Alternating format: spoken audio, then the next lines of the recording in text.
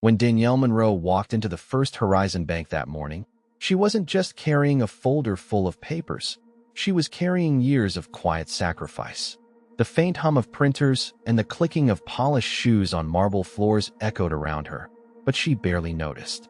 She had rehearsed this moment 100 times in her mind. The confident smile, the steady tone, the handshake that would seal the deal. She had built something from nothing, a small home decor shop that started in her garage, selling handmade candles and African-inspired wall art. It wasn't much at first, just an idea and a few loyal customers from her church. But through late nights, missed birthdays, and countless rejections, she had turned that spark into a business that people loved. Now, she wanted to take it further. She had found a perfect retail space downtown, an open-concept building with big glass windows and a sign that caught the morning sun.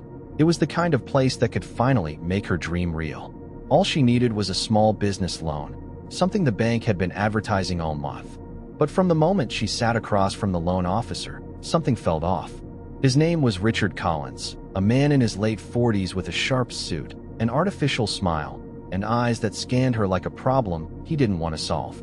He flipped through her application without real interest, occasionally glancing up as if to remind her that her time was running out. "So, Miss Monroe," he began, adjusting his glasses, "you're looking for a $150,000 small business loan. And this, Candle and Clay?"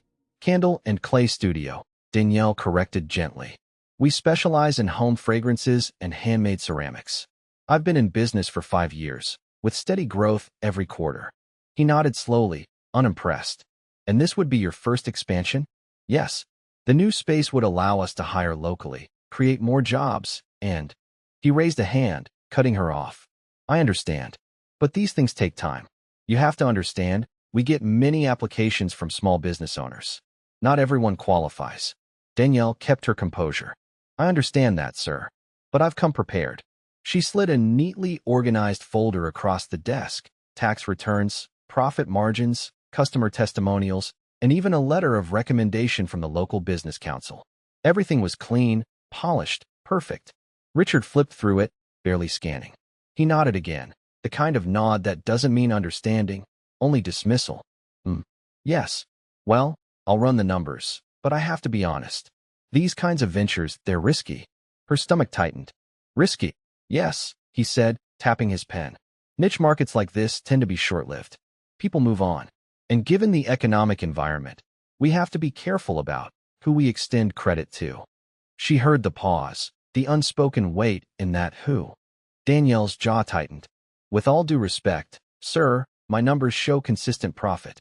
I've never missed a payment on anything. My credit score is over 780, and I have collateral." He leaned back, almost amused. "It's not just about numbers, Miss Monroe. It's about stability. You'd be surprised how many people overestimate their ability to manage growth." She felt her pulse throb in her temples. "I'm not overestimating. I'm ready." Richard gave a small, patronizing smile, the kind that said he'd already made up his mind. "We'll be in touch." Danielle left the building holding her folder tighter than before. The cool air outside hit her like a wave of disappointment. She'd done everything right, every form, every figure, every word rehearsed, and it still wasn't enough. A week later, she received the email. "After careful consideration, your loan application has been denied. The bank is unable to move forward due to insufficient business stability." She stared at the screen for a long time, unable to move. Then, slowly, the tears came, quiet, heavy, and hot. But Danielle wasn't the kind of woman who stayed down for long. She remembered her grandmother's voice. "When they close the door on you, baby, build your own." So that's exactly what she did. The months that followed were the hardest of her life. Danielle poured everything she had into Candle and Clay. She started offering online classes, teaching people how to make candles at home. Her TikTok tutorials went viral, bringing in thousands of new followers. She learned digital marketing on her own, built a small website, and began shipping nationwide. Orders exploded. What used to be a side hustle became a full-time operation. Boxes stacked high in her living room. Her kitchen turned into a workshop. Her car filled with deliveries every morning. She was exhausted but alive. Every dollar she earned, she reinvested. Every rejection became fuel. Within a year, her business tripled in revenue. She hired 2 young women from her neighborhood to help manage inventory and packaging. They laughed, worked, and dreamed together. 3 Black women building something real in a world that had told them to settle for less. By the second year, she didn't need a loan. Investors were calling her. A major retail chain wanted to feature her products. She was booked for interviews, podcasts, and local business panels. Still, she never forgot that day in the bank, the way Richard had looked at her, the quiet judgment in his eyes. And life, as it often does, came full circle. One Thursday afternoon, Danielle got a call from her realtor. "You remember that building you wanted 2 years ago? The one downtown." Her heart skipped. "What about it?" "It's up for sale again. But get this, the entire building, not just the storefront. The owner's retiring and wants to sell fast. It includes the bank branch on the first floor." Danielle froze. "The same bank." "The exact one," the realtor said, laughing softly. "You interested?" She didn't answer right away. Her mind raced, not with fear, but with something deeper. A calm fire. "I'll be there tomorrow," she said finally. That night, she barely slept.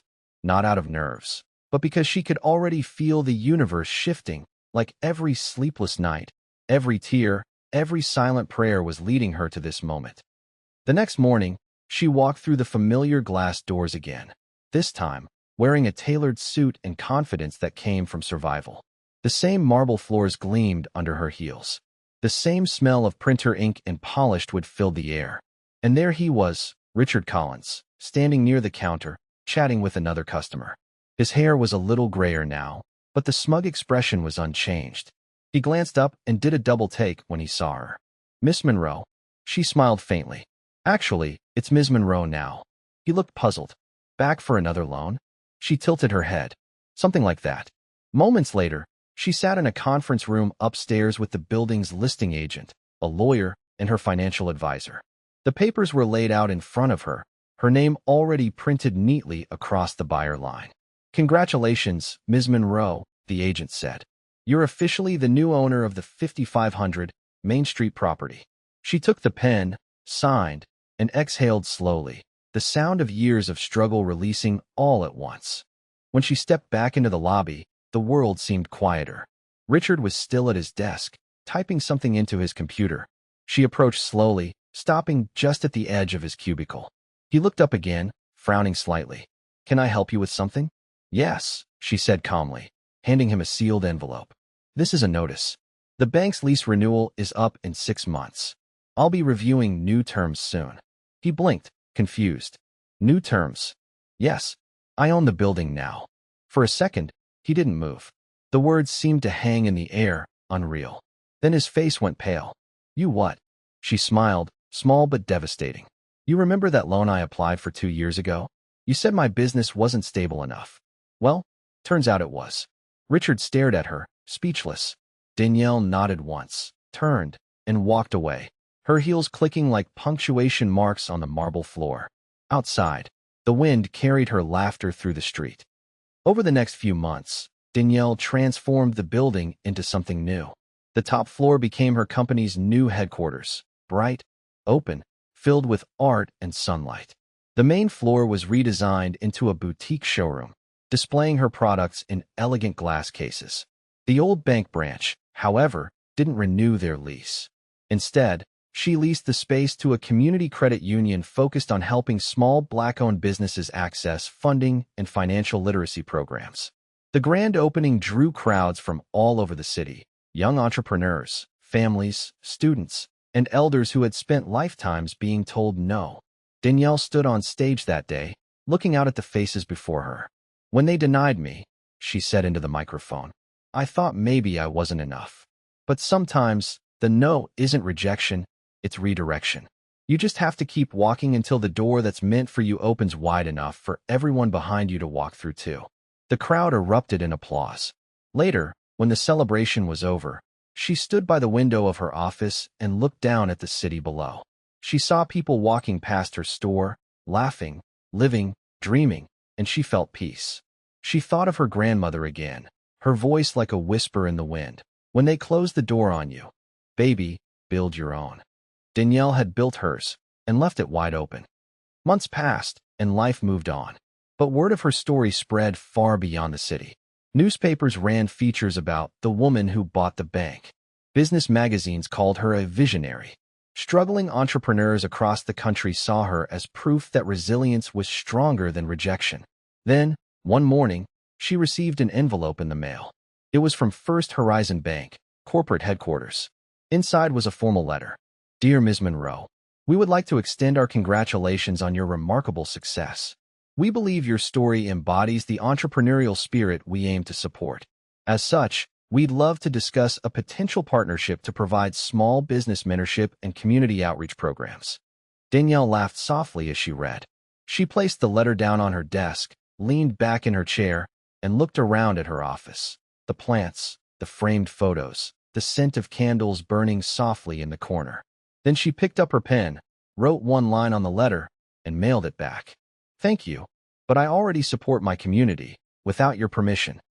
2 years later, Candle and Clay had stores in 3 cities. Her products were featured in national magazines and used in celebrity homes. But Danielle remained the same, grounded, humble, and grateful. She often hired women who reminded her of herself, overlooked, underestimated, and ready for a chance. Every morning when she entered her office, she walked past a framed copy of her old loan rejection email. She kept it there not as a wound, but as a reminder that she had turned denial into destiny.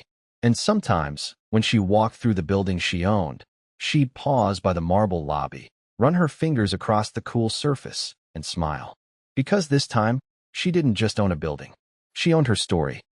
The bank once told Danielle Monroe she wasn't stable enough for a loan, but now, she was the foundation others built their dreams on.